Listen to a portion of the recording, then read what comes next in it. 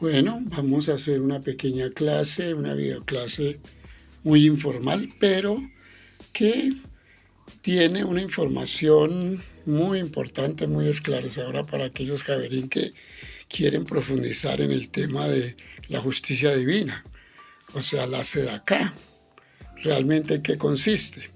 Entonces aquí tenemos en este tablero, en esta pizarra, un título ahí rápido que escribimos, Justicia Divina.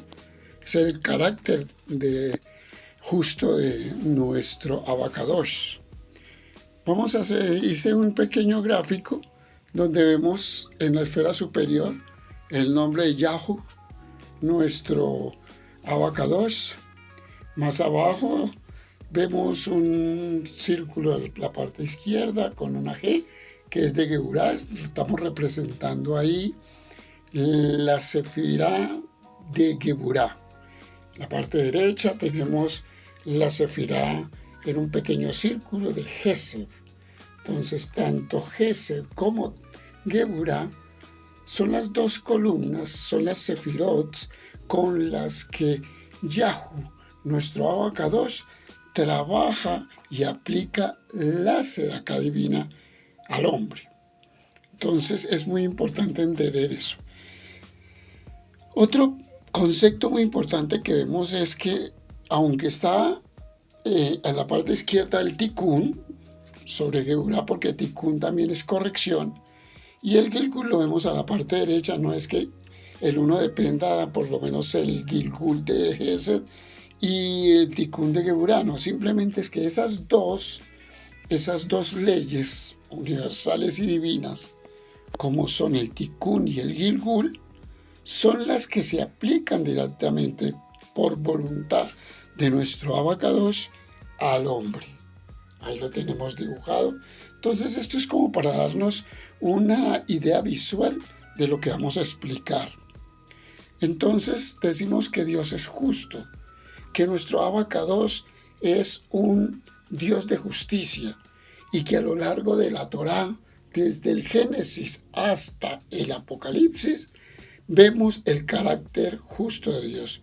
Hay muchísimos pasajes donde es todo un estudio, donde podemos ver que Yahu aplica es justicia, al contrario de lo que nos han mostrado y nos han presentado en el cristianismo, un Dios enfermera, un Dios niñera, un Dios banco, un Dios bombero, un Dios niñera que está pendiente de todos los caprichos del hombre.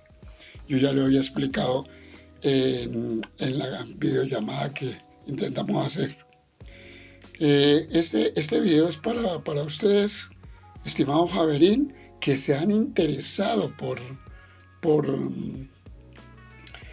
aprender y profundizar un poco más.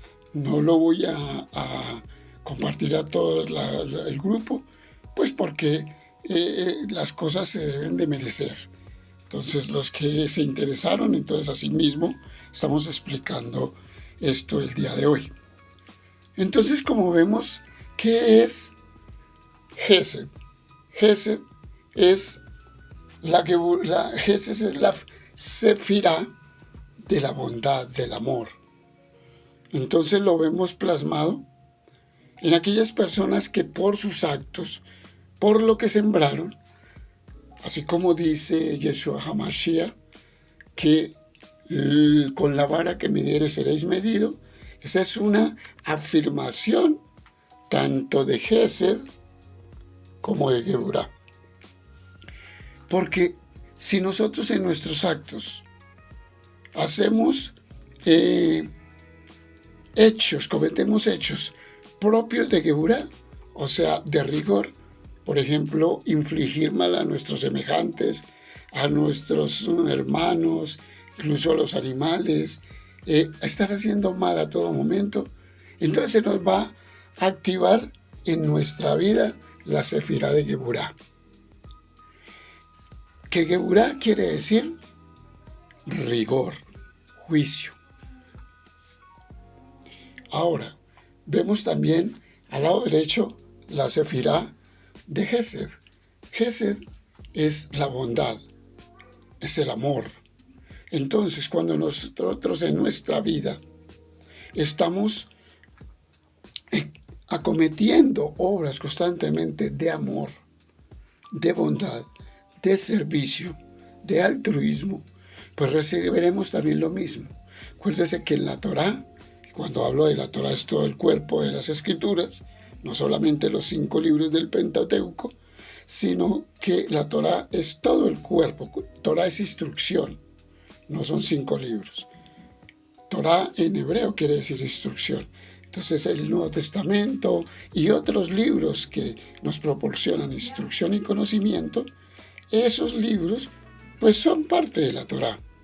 Entonces en la Torá del Nuevo Testamento nos dice en una parte, creo que es en Gálatas, que dice: no os engañéis, eso que sembrares, eso mismo cosecharás.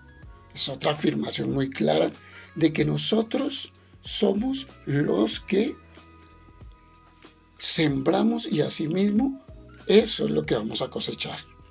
Entonces quiere decir que esta explicación nos va a dar un concepto importantísimo de Yahu, nuestro Abacados, que el Abacados es justo, no es un Dios que reparte caprichosamente dones allí y dones allí y regalos al que él se le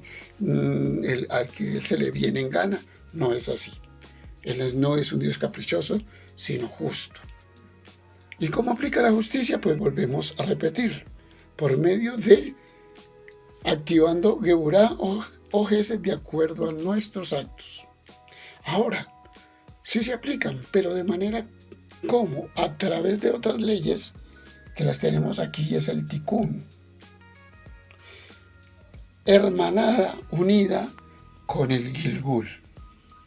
Estas dos leyes, el Tikkun y el Gilgul, son las que activan toda la justicia sobre el hombre. ¿Cómo? Vamos a explicarlo. Primero vamos a explicar el Tikkun. ¿Qué es el Tikkun? El Tikkun es una ley que comúnmente la asociamos aquí en Occidente como karma. Esa palabra ha hecho carrera en Occidente, es una palabra que viene de origen hindú. Karma quiere decir acción y reacción. Y uno de sus postulados, o el principal postulado, es el que dice que toda acción genera una reacción. Eso es Tikkun. Pero el Tikkun aquí en raíces hebreas es diferente, un poco diferente, porque el Tikkun aquí nos dice que es corrección, que viene a ser lo mismo, pero con otro tipo de cultura, con otro tipo de filosofía. El Tikkun nos enseña que es corrección. ¿Corregir qué? Corregir lo que tengamos que haber cometido, o que habíamos cometido o estamos cometiendo, o inclusive vamos a cometer. El Tikkun es eso, corrección. Entonces nosotros cuando cometemos algún acto de naturaleza de Geburá, pues vamos a recibir juicio, vamos a recibir rigor. Entonces vamos a definir cómo es el Tikkun. Nosotros estamos en esta vida corrigiendo lo que hicimos en tiempos pasados. Aquí cuando nosotros venimos a esta existencia, estamos corrigiendo actos de tiempos pasados. Y estamos asimismo sembrando para tiempos futuros, porque una cosecha siempre se da después, en tiempo futuro de haber sembrado. Siempre recogemos al futuro. Entonces, nosotros tenemos que recoger la cosecha. Y esa cosecha, si es una cosecha cizaña, digámoslo así como para ponerlo en contexto, pues vamos a recoger esa cizaña por medio del Tikkun, por medio de la corrección. Seremos corregidos por Yahu, por nuestro Abacados, por medio del tikkun. Ahora, hablo yo de tiempos pasados. Sí, porque nosotros cosechamos lo que sembramos antes. Nunca cosechamos en tiempo presente. Siempre cosechamos al futuro. Si estamos en este momento cosechando, es porque estamos cosechando acciones que se hicieron, sus resultados que se hicieron en tiempos pasados. Sus resultados presentes son las causas, están estipuladas en tiempos pasados. ¿A qué me refiero con tiempos pasados? Puede ser en esta vida, pero la mayoría, sobre todo cuando es un tikkun fuerte en nuestra vida, cuando estamos corrigiendo en nuestra vida, correcciones fuertes, son porque están en tiempos pasados, en vidas pasadas. Y eso es lo que quiere decir Gilgul. Gilgul quiere decir o significa en hebreo transmigración de las almas. Transmigración de las nefesh. Esa transmigración es lo que nosotros conocemos aquí en Occidente o comúnmente como reencarnación o renacimiento.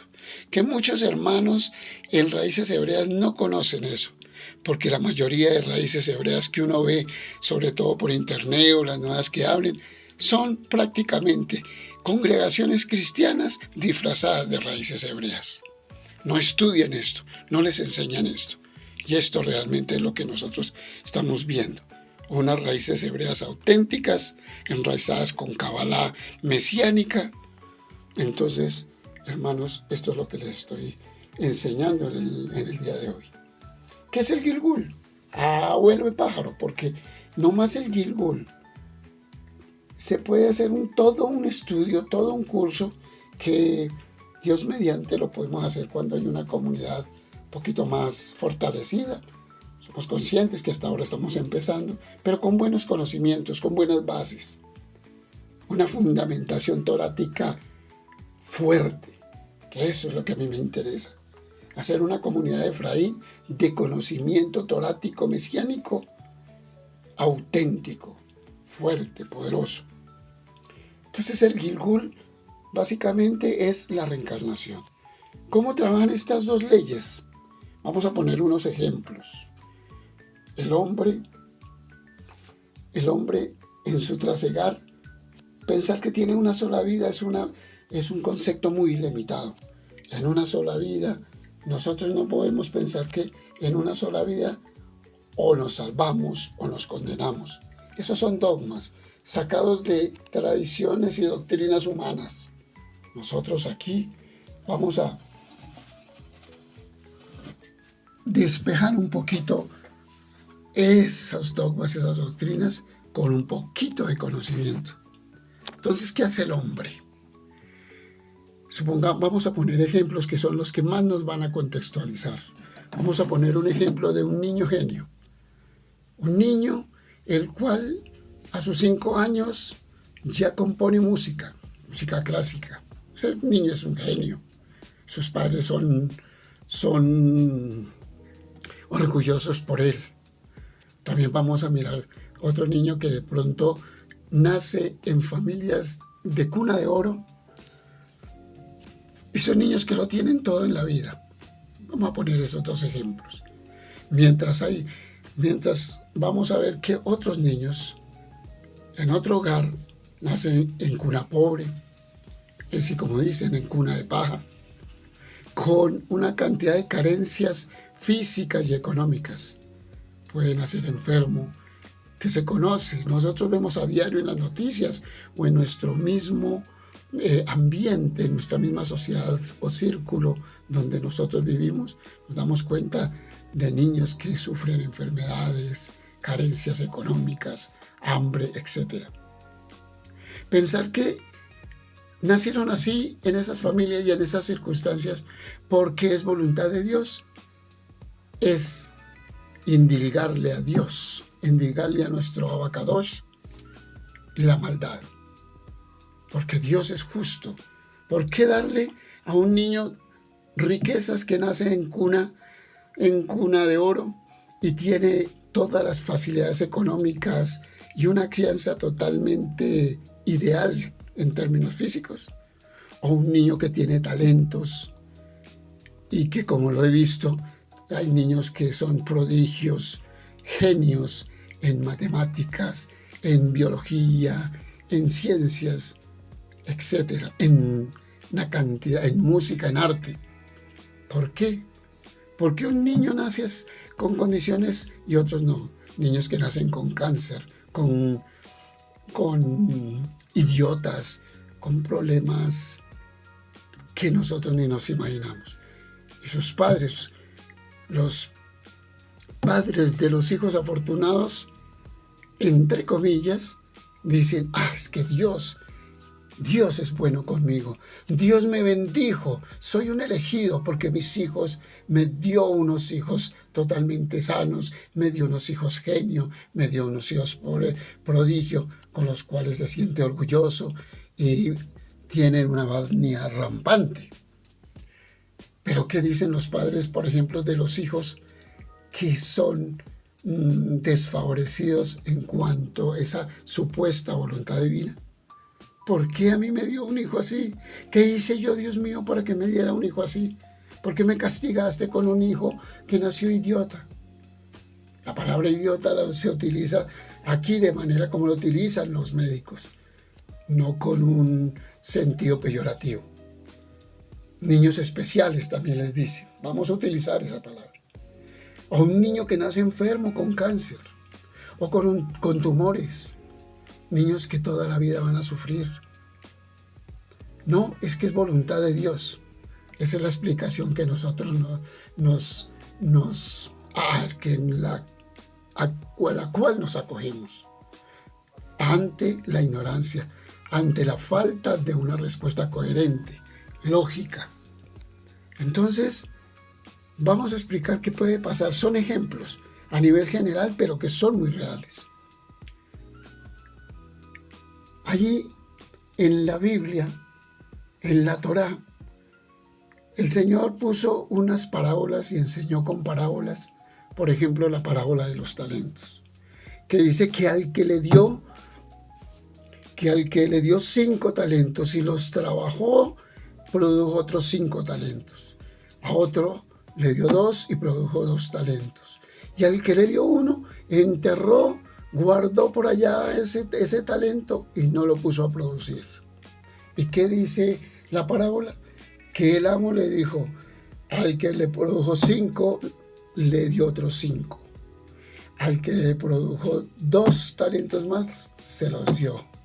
Pero al que guardó el talento y no produjo nada, se lo quitó y antes lo mandó a encarcelar o algo así. Entonces, ¿qué pasa ahí?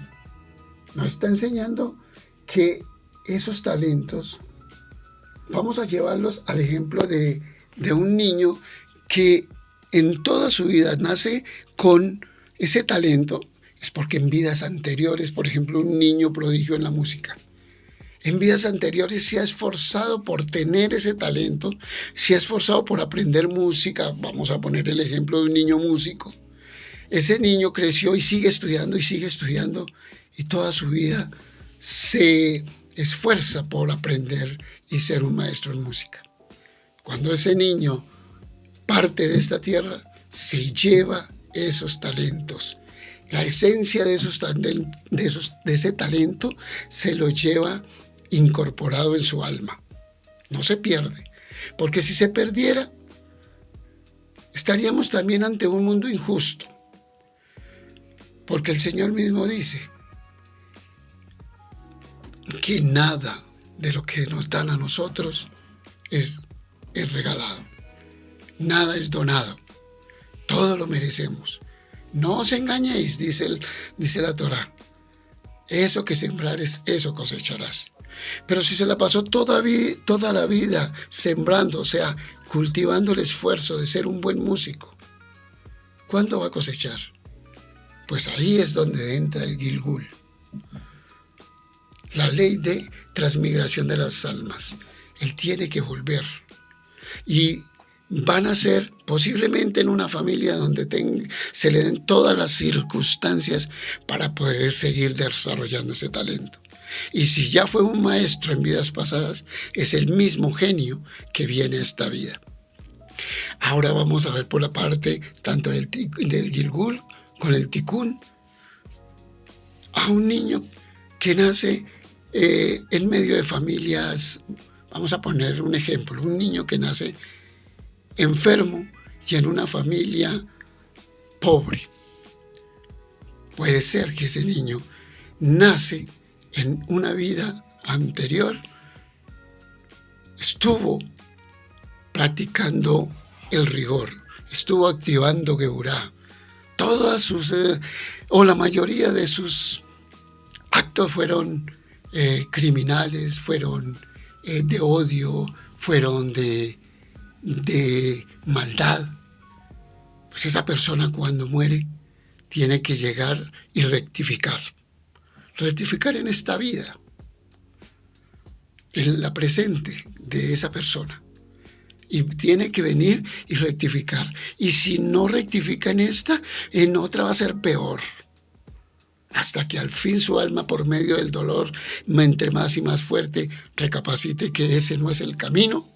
Y entonces el dolor mismo, que es una bendición, lo hará enderezar ese camino hacia Gesed. Entonces, es una bendición. Es la justicia divina. Nada se nos regala. Dios, o Yahu, como lo quieras llamar, pero aquí le decimos Yahu. Nuestro abacados, por medio de esas dos leyes, emprende la justicia hacia nosotros.